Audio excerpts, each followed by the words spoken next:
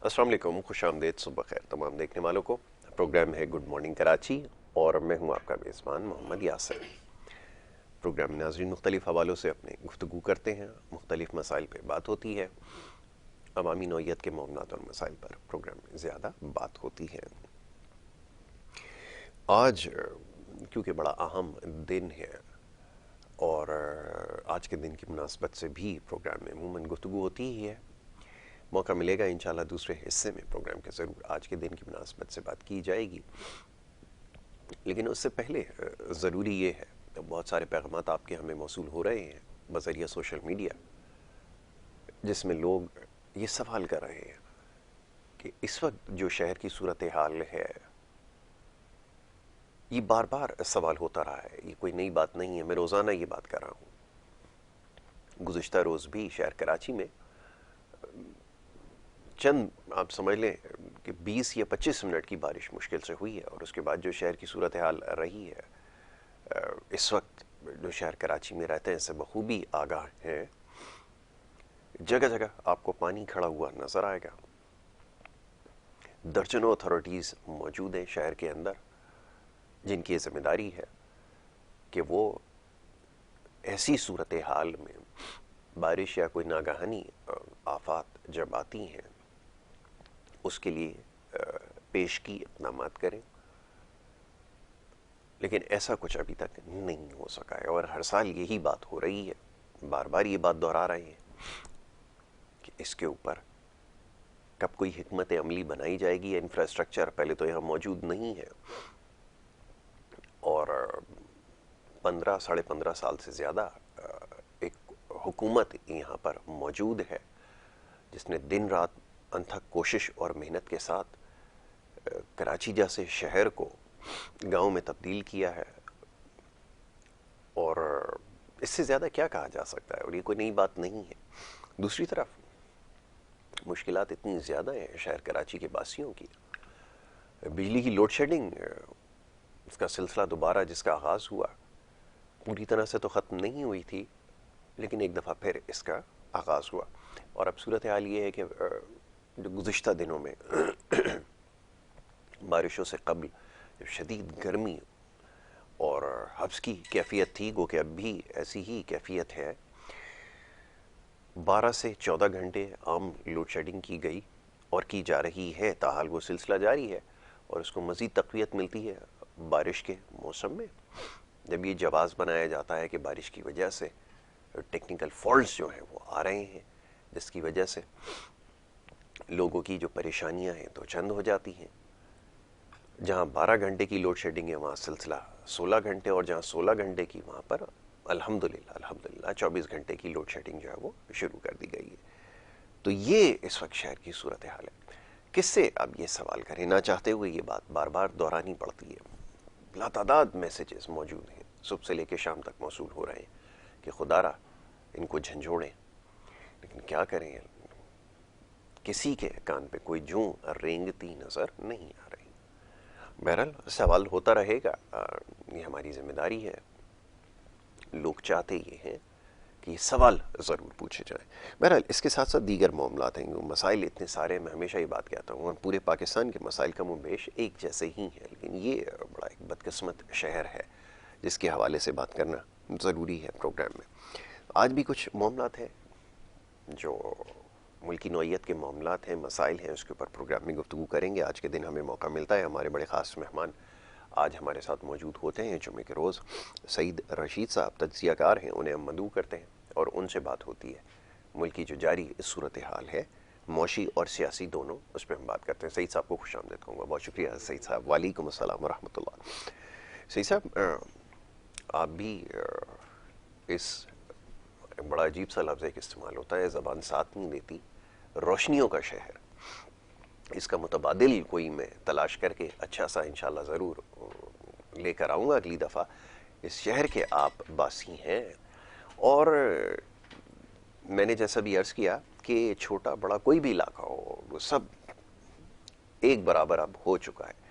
तो ये ज़रा फरमाइएगा, दर्जनों अथॉरिटीज़ मौजूद हैं, लोग मौजूद हैं, इदारे मौजूद हैं, जिसके पास भी सवाल के लिए आदमी जाए या उससे सवाल करे, वो बेबसी की तस्वीर बना हुआ है। तो ये लोग जो यहाँ बदकिस्मत लोग रह रहे हैं 3 करोड़ और इससे ज़्यादा, तो कहाँ जाएं और किससे सवाल करें? ज़रा जवाब दीजिए सोच के, इसका क्या हल है, कुछ आप तजवीज़ करें। बिस्मिल्लाहिर्रहमानिर्रहीम। ऐसे मेरे बहुत सारे दोस्त फौजी, अब तो खैर हम भी बुढ़े हो गए, वो भी जब वो पोस्टिंग पे कराची आया करते थे और फिर 2 साल 4 साल के बाद वापस, आप यकीन करो ये कराची ऐसा शहर है जो पंजाब के खुशाब से इधर उधर से होते थे, वो यार कहते थे सईद भाई वापस कराची में ही सेटल होना है हमने। ये ऐसा एक एडिक्ट करने वाला शहर है कि जो इसमें रह लेता है ना उसका दिल नहीं लगता कहीं। अल्लाह ने इसको ऐसी चीज बनाई है। और इतने आप देखें इधर बाहर से लोग आके एडजस्ट होते हैं, गरीब अमीर सारे, ये सबको संभाल लेता है। ये शहर की खासियत है। मैं ये बारिश और इस पे बात करने से पहले एक छोटा सा लतीफ़ा आपको सुनाऊं। एक सिख थे, वो बैठे हुए थे और उनके पास एक पिंजरा था, जाल था, और उसके अंदर मुर्गे के बच्चे उन्होंने रखे हुए थे और खुद बाहर बैठे हुए थे। उस जाल के अंदर एक छोटा सा छेद था, तो मुर्गे के बच्चे उसमें से निकल के बाहर आते थे, ये उन्हें पकड़ते थे, फिर अंदर कर देते थे। काफ़ी देर ये लोग देखते रहे। एक साहब पहुंचे, आप जैसे अक्लमंद, उन्होंने जाके बोला भाई जी आप इसको छेद को बंद कर दें ताकि बार बार निकल रहे आप। कहले नहीं यार, थोड़े दिन बाद ये बड़ा हो जाएगा, फिर निकल नहीं सकेगा। बहुत एग्जैक्टली ये पाकिस्तान में और स्पेशली कराची में हो रहा है। ऐसा ही है कि हम अभी मैं पिछले दिनों एक सीबीसी की उसमें गया था प्रेजेंटेशन में, 4000 हमने पंप, 18,000 ये इतने एम्प्लॉय रख दिए हैं। एक नाले से पानी निकालते हैं बड़े बड़े पंप से डीजल लगा और दूसरे नाले में फेंक देते हैं। तो शुक्र है खुदा का काम तो हो रहा है, ये भी काम है, ये भी काम हो रहा है। बाकी दूसरी जगह कल मेरी बात हुई डिटेल में इसी पे ना। लास्ट ईयर जो बारिश हुई थी यासिर, आप यकीन करें मैं अपने फेस की बात करता हूँ, और मैंने उस वक्त वीडियो भी बनाई, अलवी साहब को भी फ़ोन किया, इमरान इस्माइल को भी फ़ोन किया, और मैंने कहा इधर से आप लोगों ने वोट लिए थे, एक दफ़ा इधर आके देखें। हमारे बेसमेंट में यासिर छत तक पानी था।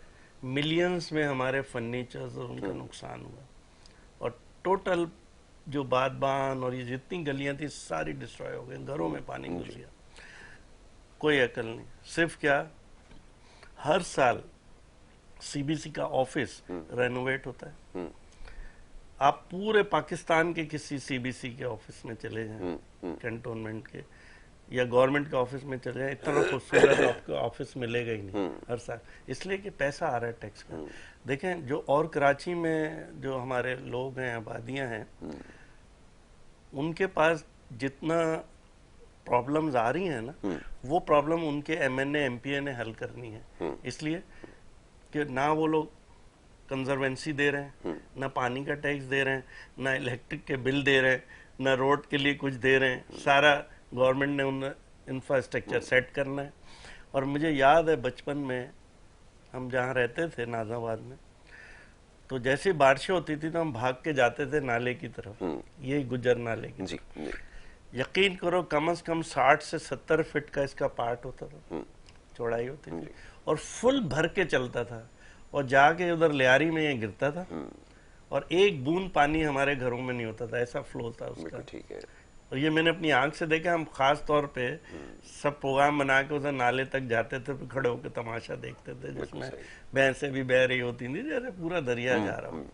अभी अगर आप चले जाएं एक एंड से दूसरे एंड तक, ये लास्ट ईयर जब बारिशें हुई थी, मैंने उस वक्त ये वीडियो बना के इमरान खान को भेजी कि जब तक ये वो छेद नहीं बंद करोगे, मुर्गी का बच्चा बाहर आता रहेगा। इस पार्ट को जब तक बड़ा नहीं करोगे, पानी रुकेगा नहीं रुकेगा, पानी ऊपर चढ़ेगा। जब आपने उसकी विड्थ कम कर दी, इन्होंने उस पर कुछ काम किया, उसमें भी हमारी फौज आई और वो नाले साफ करने लगे। ये हाल है हमारी एडमिनिस्ट्रेशन का कि नालों के लिए भी फौज को बुलाना पड़ा, और वो भी 10% किया दिखाने के लिए। इसलिए कि इंक्रोचमेंट इस हद तक चली गई है, वो गरीब आदमी कहाँ जाए मुझे बताएं ना। या तो उनको कोई जगह दें आप, कुछ ऐसे होम्स बनाए जहां उनको शिफ्ट करें, फिर भी इस पार्ट को बड़ा करें। आपने आज तोड़ के किया, दूसरे दिन फिर कोई गैंगस्टर आएंगे, फिर उस पर इंक्रोचमेंट हो जाएगी, ना खत्म। ये वो जगह है जहां पर ना कोई टैक्स दे रहा है ना कुछ दे रहा है। इलेक्ट्रिक की लोड शेडिंग की लोग बात करते हैं, या सिर्फ जिन इलाकों में हंगामे हो रहे हैं कि लोड शेडिंग 10 घंटे 12, सिर्फ आप जाके उनसे बोलें कि तुम इलेक्ट्रिक का बिल कितना देते हो, बिल देते नहीं है और रोडों पे आके उधर महज थोड़े इलाके हैं। सही तो बात यह है कि चलें, अब जैसे मैं जिस इलाके में रिहाइश पजीर हूँ वहाँ पर 100% लोग बिल दे रहे हैं, लेकिन उसके बावजूद वहाँ पे 12-12-16 घंटे की लोड शेडिंग है। चलें, ये बात समझ में आती है, आपने ठीक कहा। लेकिन मैं एक सवाल ये पूछता हूँ, ये जो बिजली की तकसीम कार कंपनी है जिसकी वजह से पूरी तबाही फैली है, ये जो गैरकानूनी कनेक्शन है ये कैसे लग जाते हैं? अब सवाल ये पैदा होता है, क्या ये एक आम आदमी चढ़कर खुद से बिजली के खंबे से तार निकाल के लगा सकता है? तो इसका मतलब ये है कि इसके अंदर आप खुद शामिल हैं, और जब आप इसके अंदर शामिल हैं तो फिर मैं ऐसे इलाके जानता हूँ 500-600 घर हैं, इलेक्ट्रिक का कोई मीटर नहीं है जी, सबको इलेक्ट्रिक मिल रही है जी, और 500 रुपीज या जी 1000 रुपए लेते हैं वो महीने के आके हर घर से कलेक्शन करते हैं और इलेक्ट्रिक देते हैं। खाने वो इलेक्ट्रिक के हीटर्स पे पका रहे हैं। ऐसा ही जब वो 500 दे रहे हैं वो बोलते हैं हमें क्या जरूरत है गैस का चूल्हा इस्तेमाल करें, एसी चलता है वहाँ एसी पर। मैंने खुद ही अपनी आंखों से देखा है, आप सामने सोसाइटी आबाद हुई है कि क्या हो रहा है। सेम पानी का भी है जी, केडीए की लाइनों में बड़े बड़े गैंगस्टर्स इलाकों में बैठे हैं, अपनी लाइनें उन्होंने अलग से बिछाई हैं जी, पानी वहां से खुलवाते हैं, हर घर से 500 लेते हैं जी। मैं बहुत सारे ये उधर गुलशन के पीछे वाली साइड पे वो उधर सारी जगह ये हो रहा है, चक्राकोट पे ये हो रहा है। फिर वो पानी खुलवाते हैं, सब घरों में पानी बराबर से देते हैं, 500-1000 रुपए। मतलब एक स्टेट के अंदर स्टेट बनाया, बिल्कुल ऐसा ही। अच्छा, अभी हम बात करते हैं डिफेंस में बारिश की। कच्ची आबादियों में तो गरीब लोग आके इंक्रोचमेंट कर गए। डिफेंस तो आपका पोश इलाका था। यासिर आज से कोई 35 साल पहले जब हम जॉनसन जाया करते थे तो जहां पर आज ये पुल है, केपीटी का पुल है, सर सैयद हॉस्पिटल है और डीएचएन ऊंची बिल्डिंग इम्तियाज है, ये फिजिकली क्रीक था। क्रीक जब हम सुबह में गुजरते थे पानी बिल्कुल भी नहीं होता था, नीचे से जमीन नजर आ रही होती थी। और 12-1 बजे जैसे ही सन की वजह से हाई टाइड्स आती थी, इधर 6-6 फीट पानी होता था। सब पे आपने मिट्टी डाल के बंद कर दिया। अब मैं वो मुर्गी के बच्चे वाली आपको मिसाल देता हूँ, और मैं ऑन एयर कह रहा हूँ, सीबीसी के जो बड़े बड़े लोग बैठे हैं ना, वो साइंस को समझें। समंदर के अंदर पानी आप डाल ही नहीं सकते, आप जितना जोर लगा लें कराची में, समंदर में पानी आप नहीं डाल सकते, इसलिए कि हमारा जो कराची है वो नीचे है और समंदर ऊपर है। मतलब 3-4 मीटर हम नीचे, समंदर ऊपर है। ये अल्लाह ने हम पे नवाजिश रखी है कि फ्लड इधर नहीं आता। सबको ये बात पता है। आप नीचे से पानी ऊपर कैसे डालेंगे? डलता ही नहीं। पानी हमेशा समंदर में, चाहे रेडी बोट हो या हमारा कईयों बात का वो हो, क्रीक में डलता है, जहां से पानी समंदर सक करता है और निकालता है, बाहर करता है। आप यहाँ बिलियंस लीटर डाल दें, वो सक करके अपने अंदर ले जाएगा। सिर्फ एक जगह है जहां से पानी एब्जॉर्ब कर सकता है, और वो ये आयशा मस्जिद जो है ना, इसके साइड पे सारा। आप इसके अलावा कहीं से पानी इन कर ही नहीं सकते। आप जितने नाले बना दें, जितना कुछ कर लें, पानी आउट कैसे करेंगे आप? अभी क्या कर रहे हैं, बड़े बड़े पंप लगा दिए, एक नाले से दूसरे नाले, दूसरे इस घर वालों को कह दिया हमने सक कर लिया, उधर वालों का उससे सक कर लिया।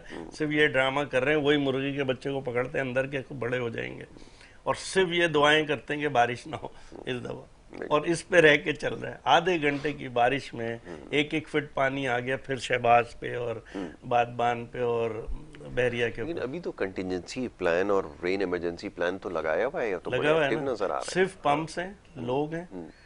अब ये हाल हो गया था कि पंप्स इधर से उधर फेंकने के बजाय ट्रक बड़े वाले उसमें सक कर रहे हैं और लेके जा रहे हैं। अंदाजा लगाओ इस मुल्क की। लेकिन ये भी तो देखें, मैं आपको बताऊं कि मैं तो बाकी मानदा शहर की बात कर रहा हूं, मेरे पास वीडियो है, कल मेरे सक जो ये तो चले सफाई में सुबह देख रहा था, बड़ी सफाई हुई है, और यहाँ तो इस मामले में तो काम नजर आता है, इसलिए लोग इस तरफ रुख भी करते हैं। बाकी जो मानदा शहर है उसकी तो आप सूरत हाल जाकर देखें। यहाँ तो चले आप इसकी गिला कर रहे हैं कि पानी खींच के एक जगह से दूसरी जगह छोड़ा, वहाँ तो आप हाल जाकर देखिए शहर का क्या हाल हो रहा है, गंदगी के ढेर, बारिश, बरसात, और फिर आगे कुर्बानी के जानवर।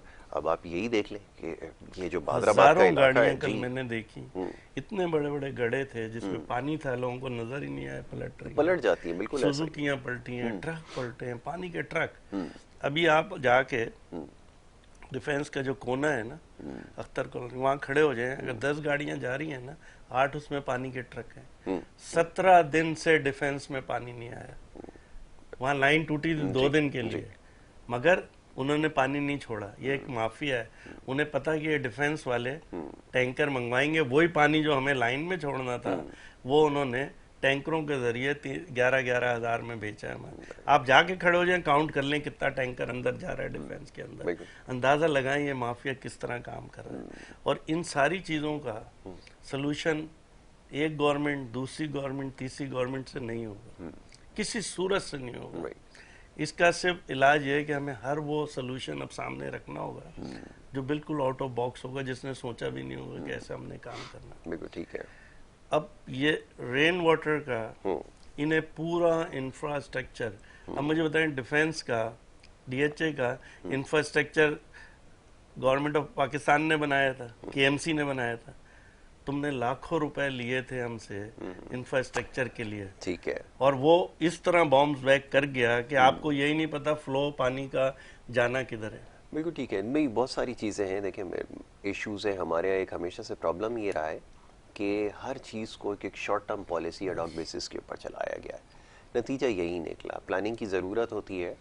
और इसमें देखिए मैं आपको एक बात बताता हूँ सईद भाई, इसके बाद आप ज़रा चाहूँगा दूसरे टॉपिक की तरफ आए। मैं हमेशा ये बात कहता हूँ, हमें बात समझ लेनी चाहिए, ना हमारे पास काबिल लोग हैं, ना वो आप समझ लें कि दूरअंदेश लोग हैं, क्योंकि काबिल लोग वही होते हैं जो दूरअंदेश हों। अभी बड़ा अलमिया है, किसी भी शोबे में आप जाके देख लीजिए, हमें ऐसे लोग नहीं मिलेंगे। अभी जो केडीए और इस तरह की प्लानिंग में आप जाकर इन अफसरों को अगर आप देखेंगे तो आप अपना सारी दीवारों पे मार सकते हैं कि जिन लोगों को बिठाया है। अब आपको पता चल जाए, एसपीसीए के अंदर आप जाके देखें, सियासी बुनियादों के ऊपर भर्तियां हुई हैं, आप जाके इनको देखें तो आपको कौन कौन नहीं जानता ये बात। तो मैं इससे ज्यादा और क्या कहूँ। और बाकी जितने भी दीगर वो है, वाटर बोर्ड है, आप जाके देख लें। ज़हीन है, समझदार है, कॉम्पिटेंट है, इवल जीनियस है, मगर रिवर्स उनकी थिंकिंग चलती नहीं, आपने खुद ही कह दिया ना इवल जीनियस है, तो बात ही खत्म हो गई। क्या ये प्लान कर रहे होते हैं? अभी देखें, ये प्लान ये कर रहे हैं कि बारिशें ज्यादा होंगी तो हम एक ऐसा प्रोजेक्ट लाएंगे डिफेंस में 3-4 अरब का, फिर सबसे 50-50 हजार 1-1 लाख लेंगे और वो प्रोजेक्ट बनाएंगे और उसमें कमीशन बनाएंगे। ये है इनकी जीनियस, ये उधर सोच के चल रहे होते हैं। ठीक है। अच्छा, अब ये ज़रा जो गुज़िश्ता हफ्ते जो टॉपिक रहा है रिबा के हवाले से, सूद के हवाले से, बहुत सारे सवालात मौसूल हुए। लोगों ने कहा जी बड़ा अच्छा मामला है, इस मौजू पर बात अभी तक नहीं हो रही, लोग गुरेज़ा हैं, पता नहीं क्यों। ये जो हमारा करंट जो सिस्टम है, इकोनॉमिक सिस्टम है, वो इंटरेस्ट बेस्ड है। वो कल मॉनेटरी पॉलिसी अनाउंस हुई, आपने देख लिया, 1.5% उसमें इजाफा हो गया।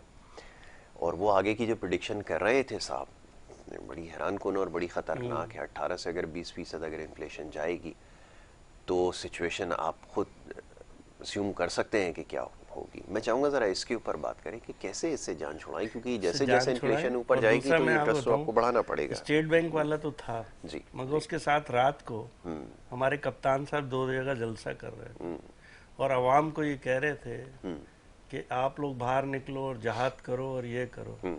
एक दफ़ा उन्होंने ये नहीं, ला इलाहा इल्लल्लाह के नाम पे पाकिस्तान बना था कि मेरे ख्याल से 12 दफ़ा इमरान ने बोला है। और एक दफ़ा ये नहीं बोला कि हमसे टेक्निकल गलती क्या हुई कि हमने पहले दिन से सूद इधर नाफिज कर दिया, सूद के लिए जहाद करो। उसके मुंह से ये लफ्ज नहीं निकला इमरान से। मदीना की रियासतें बना रहा है, लोगों को जहाद की तरफ ले जा रहा है। मुझे बताएं कौन सी बड़ी पार्टी इसके ऊपर बात करी है? मैं बड़े उस मोहतात अंदाज में कह रहा हूँ कि हमारे जो इस वक्त पीडीएम की बड़ी सियासी और मजहबी पार्टियां थी, एक लफ्ज उन्होंने नहीं बोला। नहीं कहा। सिर्फ 2 पार्टियां छोटी छोटी सी बोल रही हैं, जमात इस्लामी ने इसके बारे में वो बात की है। शेख साहब बात कर रहे हैं, वो बिल्कुल ऐसा ही है, खुलकर बात देखें। मैं अब आउट ऑफ बॉक्स एकदम बात करता हूँ आपसे। इस मुल्क में मैं समझता हूँ कि अब ये सारी बातें हैं कि ये टैक्स नहीं देता, ये है, इस इनडायरेक्ट टैक्स डाल दो, सेल टैक्स डाल दो, इससे मसले हल नहीं होंगे।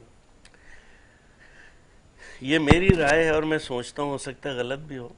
पाकिस्तान से 5 रुपए जो होता है ना सिक्का, बस ये लूज रुपया रखें, बाकी टोटल करेंसी बंद कर दें। 5,000 का नोट, 1,000 का नोट, सारे नोट बंद कर दें। और ये 5 रुपए भी किसके लिए रखें? आप फकीर के लिए रखें बस। कि अगर आपने फकीर को देना है तो ये 5 रुपए दे दें उसे। अदरवाइज इसके अलावा जितनी ट्रांजैक्शंस है ना वो बैंक के थ्रू कर दें। बैंक के थ्रू करें। आपने सब्जी लेनी है, आपने दूध लेना है। यासिर, मैंने चाइना में छाबड़ी पे औरत खड़ी हुई है, छोटी छोटी सी प्लास्टिक की चीजें बेच रही है, एक RMB उसके उधर उसका एक कार्ड लगा हुआ है, उसमें उसका वो रेट लगे में, रेट नहीं, पास कोड लगा हुआ है। अच्छा पास कोड लगा हुआ है। लोग चीज खरीदते हैं, कंप्यूटर पे पास कोड को लगाते हैं, उसको पेमेंट कर देते हैं। बाखुदा मैंने ये आंख से 3 साल पहले देखा। बुढ़िया जिसको अलिफ बे पता नहीं है, बिल्कुल जाहिल औरत, और 2-2 पैसे की 2-2 RMB की चीजें बेच रही है उसके उधर, इसलिए वो बता नहीं सकती ना अपना कोड वर्ड, तो उसका वो बना के कार्ड लगाया हुआ है। लोग अपने कंप्यूटर से उसके QR कोड लगाते हैं, उसको स्कैन कर लें और उसे करें। टोटल बिजनेस, कैश का चेक बंद कर दें इस मुल्क से, ठीक है, ट्रांसफर होगा बस जिसके अकाउंट में, और सारे अकाउंट्स को ट्रैक करें और उसके बाद टैक्स डाल दें। जिसकी ट्रांजैक्शन इतनी हो इतना टैक्स खुद ब खुद लग जाए। क्या करता है वो अफीम खरीदता है, चरस खरीदता है, इससे वास्ता नहीं है। तुम्हारी इतनी ट्रांजैक्शंस हैं, बस इतना टैक्स तुम्हारे ऊपर, बस सीधा इधर कर दें। दूसरा, इसके साथ साथ देखें इतना बड़ा जुल्म हो रहा है इधर।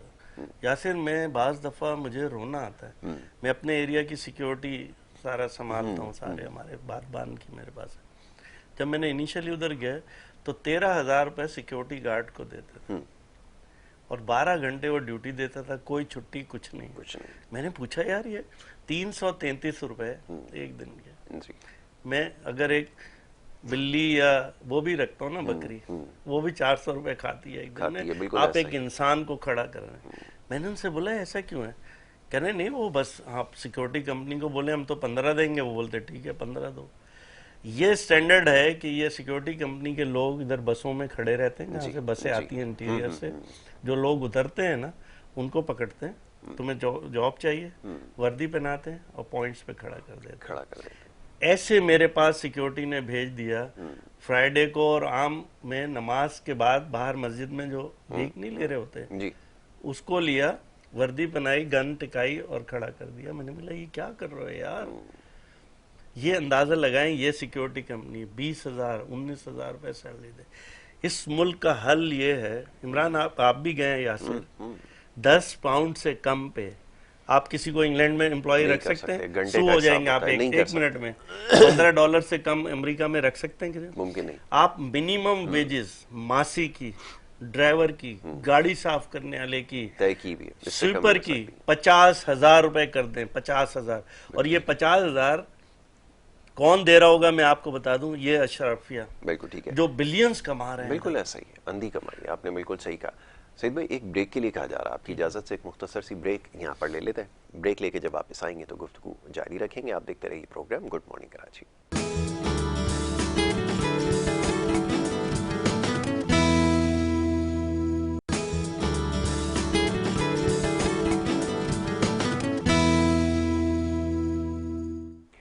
प्रोग्राम में आपको एक दफ़ा फिर खुश आमदीद कहेंगे। ब्रेक पे जाने से पहले गुफ्तगू का सिलसिला जारी था। जनाब सईद रशीद साहब तशरीफ़ फरमा है और उनसे हमारी गुफ्तगू हो रही थी इस वक्त मुल्की हालात पे, और ख़ास तौर पे ये जो मौशी निज़ाम है जिसके हवाले से हमने पिछले प्रोग्राम में तफसीलन गुफ्तगू की है, जो एक सूदी निज़ाम है, कैसे इससे छुटकारा हासिल किया जाए। सईद भाई, ब्रेक पे जाने से पहले कुछ मामला थे जो ख़ास तौर पर इन्फ्लेशन के हवाले से अब जिस तरह से बढ़ रहा है, और कल की जो प्रेस कॉन्फ्रेंस है उसके बाद तो बड़ा वाज़ेह कि आप इसको मज़ीद आपको जो है वो शरह सूद बढ़ाना पड़ेगा। फरमाइएगा कि ये कब इसके ऊपर कंसेंसस होगा डेवलप, कब ये फैसला होगा, इससे सिस्टम से कैसे? कुरान ने मेरे कह दिया कि जिसने सूद का किया, अल्लाह और उसके रसूल से जंग कर ली, आप उसको 15 कर दें, उसको 17 कर दें, उसको 1 कर दें। चाइना में 0.5 है, 1 है, अमेरिका में 1 है, फला पाएंगे ही नहीं। एक दिन देखिएगा पूरा सिस्टम बैठ जाएगा उनका।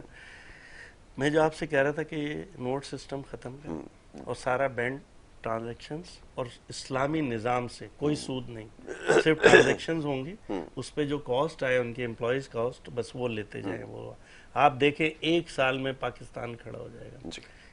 एक घर में काम करने वाली औरत, एक वो, मेरी बेटी जब इंग्लैंड में छोटी पोस्ट पे थी डॉक्टर, तो 25% टैक्स देती थी, फिर 35, अब वो बन गई है कंसल्टेंट, 45% टैक्स देती है। तो जब भी तो उनके यहाँ हॉस्पिटल फ्री है, जब भी तो बूढ़े होने के बाद वो स्टेट पालती है, तो उधर लोग दे रहे हैं ना। यार बताएं, $100 कमाते हैं, $45 गवर्नमेंट को जाता है, सिर्फ घर में $55 लेके आते हैं।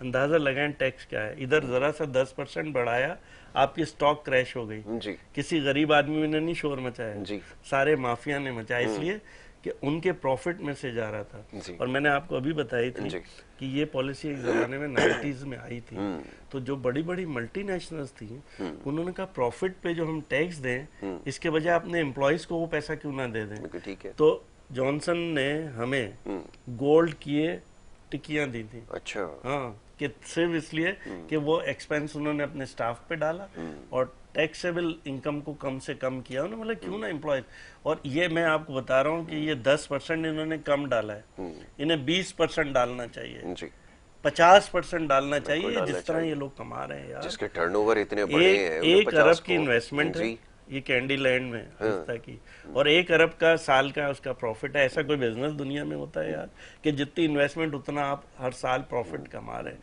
तो ये हमें करना पड़ेगा हर हाल में, वरना ये मुल्क 15 से 17, 17 से 18 की रेंज में चलता रह गया। IMF मरने नहीं देगा हमें, 5cc के डोज लगाता रहेगा।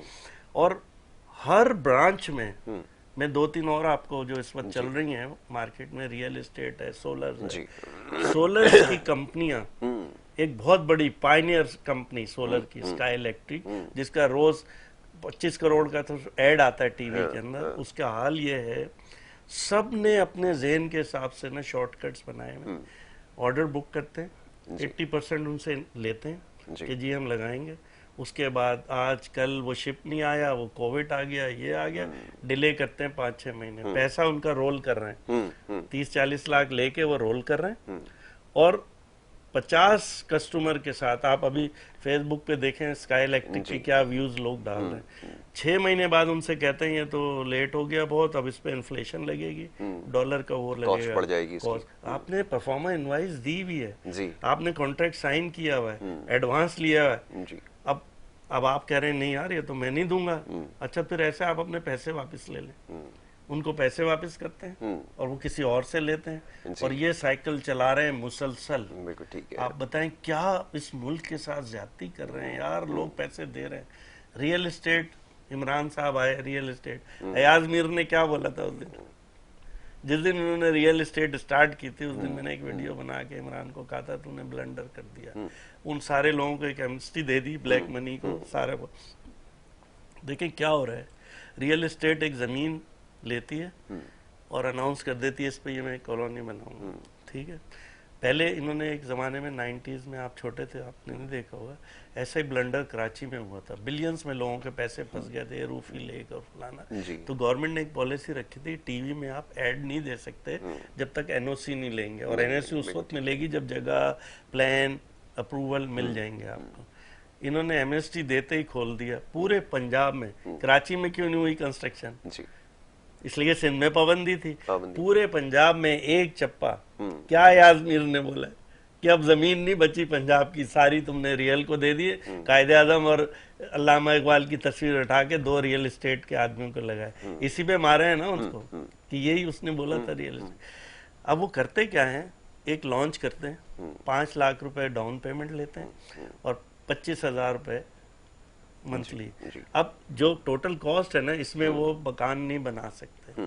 अब 1-1.5 साल तक इंसान को दौड़ाते हैं, अभी बन रहा है, अभी खुदाई हो रही है, अभी ये हो रही है, और समझे एक कंपनी कम से कम 1 अरब रुपए पहले ही उसमें ले लेती है, वो बैंक में रखती है, उसका सूद खाती है और थोड़े से गड़े वड़े खुदा देती है। अब 50% लोग बौखला जाते हैं कि यार 7 लाख फंस गए अभी तक, वहां तो गड़े भी नहीं खुदे, इनके अपने आदमी जी। फिर निकलते हैं बीच में से। बैरिया में भी यही हो रहा है, और कहते हैं अच्छा आपके ये 7 लाख फंस गए, हम आपको दिलाते हैं वापस, 50,000 रुपये लेंगे। और जो एग्रीमेंट होता है उसमें बहुत बारीक बारीक लिखा होता है कि अगर आप पैसे अपने वापस लेंगे तो हम 20% काट लेंगे।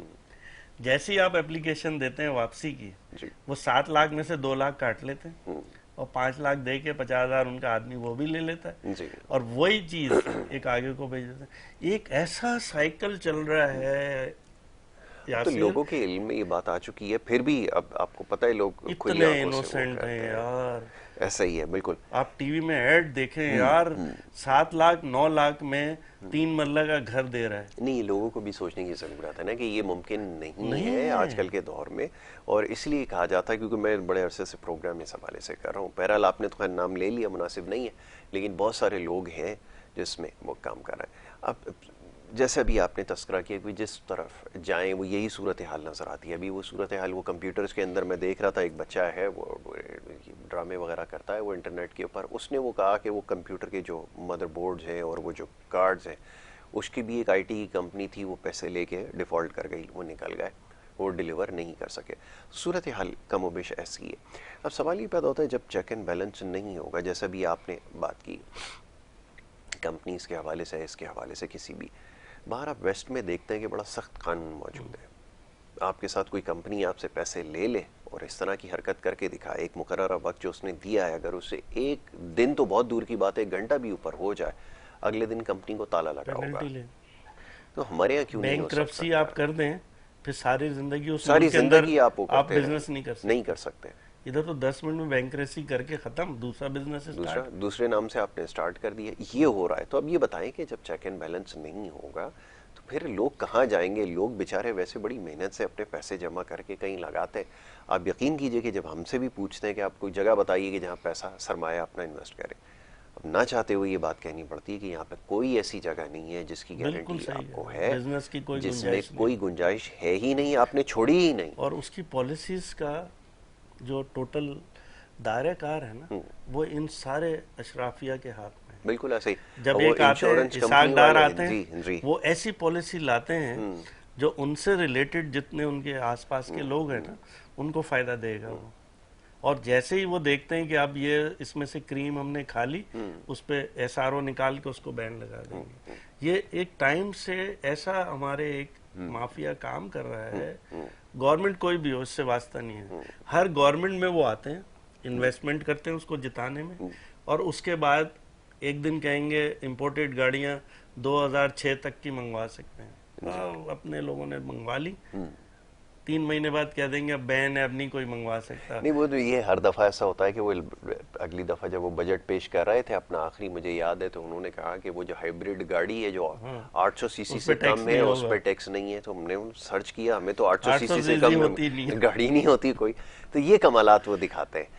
तो ये सारी बात अभी ये सोलर हो गया जी। अब आप देखिएगा सोलर में क्या क्या फ्रॉड होगा। अब तो खैर काम ही शुरू हो गया ना, ये तो अब हर बंदा इसके ऊपर जो लगा जी। आप देखिएगा इसमें क्या क्या फ्रॉड होगा। और अगर समझदार है गवर्नमेंट, शहबाज शरीफ, मैं आज उसको कहता हूँ 100% कंपलसरी कर दे। कोई फैक्ट्री लगानी है, सोलर साथ लगाना है, बंगला बनाना है, सोलर साथ लगाना है, घर बनाना है, सोलर साथ लगाना है। ये 1 साल बाद के इलेक्ट्रिक आपके घर बेल बजाएगी, यासिर भाई अल्लाह का वास्ता हमसे कनेक्शन आप ले लें, ये रोड पे आ जाएंगे। ये बिल्कुल ऐसा। और ये 30 साल पहले नहीं, वैसे ये चाइना ने ऑफर किया था सोलर का, बिल्कुल ऐसा ही। मगर क्या वो भी फाइलें, वही टैक्स।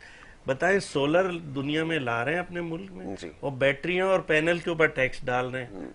आप तो 0 कर दें, इतने ट्रांजेक्शन में इतना बोनस मिलेगा, आप सोलर लाओ इधर, मोटिवेट करें। मैंने यासिर चाइना में ऐसा देखा है, पूरे दरिया के पार्ट के ऊपर 32 किलोमीटर पे सोलर की प्लेटें, और उस पूरे इलाके को अगर 20 मेगावाट बना रहे हैं ना, पूरा इलाका बिजली फ्री है।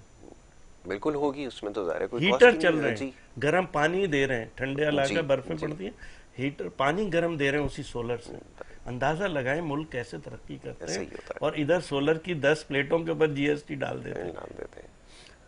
डिफेंस जैसा इलाका है यार, कुछ नहीं करना DHA को।